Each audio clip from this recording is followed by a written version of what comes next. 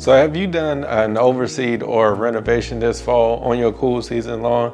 So the next most frequently asked question that I get is, when can I do my first mow? Well, I'm gonna go ahead and tell you my perspective on when to do the first mow is a little different than most. I like to get on it as early as I can to start maintaining that height of cut that I plan to maintain the lawn at.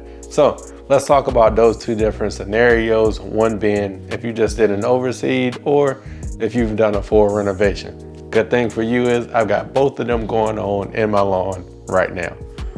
Before we talk about the two different scenarios, either overseed or full renovation, let's talk about why my perspective is of getting out on the lawn as soon as possible. One of the reasons I like to get out on the lawn as soon as possible is it starts to speed up that maturity process of that newly grown in grass. So as soon as you get out and you start mowing and you put the blade on the grass blade, there's something magical that happens that starts to make that plant tiller out. So that means it starts to put off more leaf blades onto a single plant, which then the more leaf blades it has, the more that it fills out, the more you're able to fill in those bare areas, and you start to get to that better aesthetic look of the lawn that you're looking for.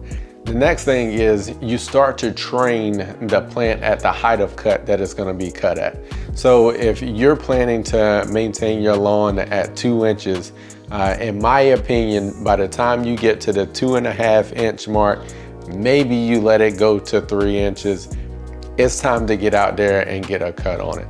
So I actually plan to maintain my test plot at about 1 inch. So once it reaches the 2 inch mark or even close to it, I'm gonna be out there putting a cut on it. So we'll talk about that here later on in the video.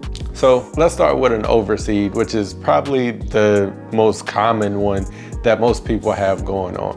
When you do an overseed, you already have an existing lawn that is still there. You're just adding additional seed to it. So in that case, really, only thing that you're concerned with is the new baby grass that's actually coming up. And the thing is, it actually has some protection with that existing lawn being there, which is a little different than when you're doing a full renovation and there's no protection there, it's just bare ground. So in my opinion, there's not a whole lot of risk of when you can get back on your lawn to be able to cut during an overseed. Typically you can give it 2 weeks. Around that 2-week mark is probably when you need to get out there. So in my lawn this year at day 13 in my backyard, I was out there putting that next cut on it. That's about as long as I typically wait before I'm back out there getting a cut on it.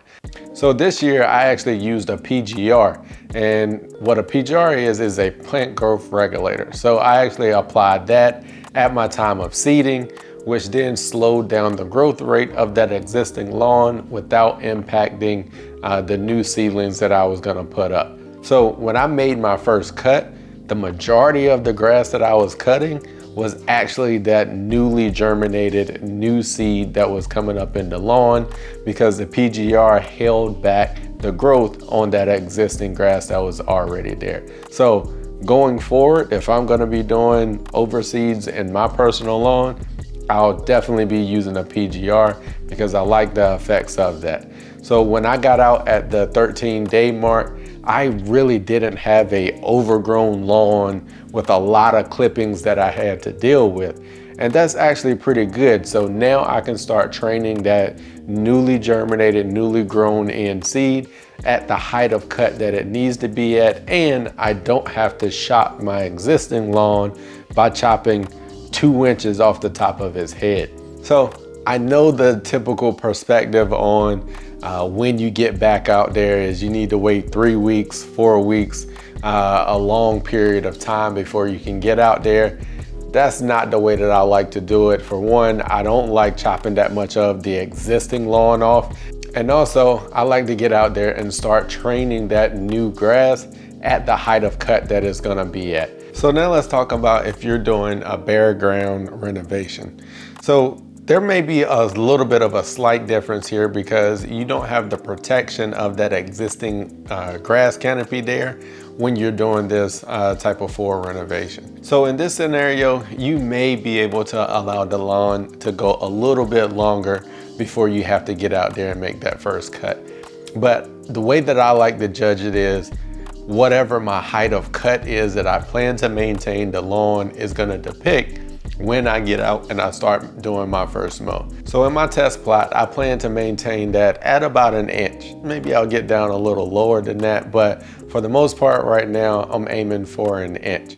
So by the time the lawn gets to 2 inches, I'm gonna be out there giving it its first mow.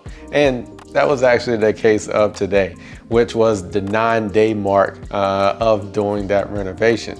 So I know a lot of people will say, 9 days in and you're already mowing it, you're gonna kill it, the lawn will be fine. Yes, you'll see some footprints in it. Yes, you'll see some wheel track marks in it, but those areas will stand back up and those areas will be just fine. And the overall goal that we're achieving is gonna far outweigh maybe some of that little bit of damage temporarily that you may see. So at the 9-day mark, I was out there giving it its first cut and it looks just fine afterwards. It handled the cut well. So being that the soil surface was still pretty damp from all the rain that we've actually been getting, and the lawn at this point was as dry as I could get it before we had more rain coming in, I did take my leaf blower and actually stand some of that grass back up over this area.